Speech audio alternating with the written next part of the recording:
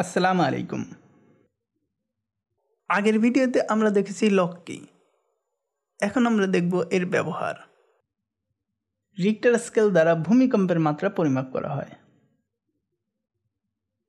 এটা একটি logarithmic scale যা ভূমিকম্পের শক্তি পরিমাপ করার জন্য লগ বেস 10 ব্যবহার করে। চলুন দেখি কিভাবে ভূমিকম্পের মাত্রা পরিমাপ করে। ভূমিকম্পের মাত্রা পরিমাপ করার জন্য আমরা ব্যবহার করি এই ফর্মুলা, যেখানে m হলো ম্যাগনিটিউড অফ আর্থকোয়েক, a হলো amplitude of seismic waves measured by a seismograph, a naught হলো রেফারেন্স অ্যামপ্লিটিউড। ধরি অ্যামপ্লিটিউড 10,000 মাইক্রোমিটার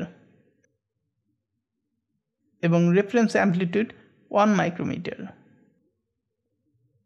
আমরা পাই 10,000।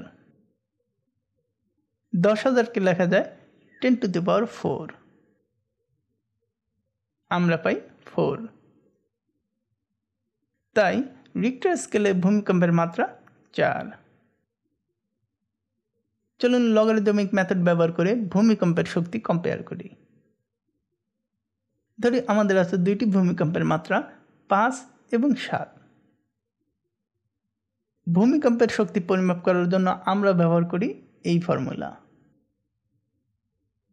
ই হলো এনার্জি রিলিজড, এম হলো রিক্টার ম্যাগনিটিউড। এবারে আমরা এম এর মান বসাই। আমরা পাই 12.3 এবং 15.3।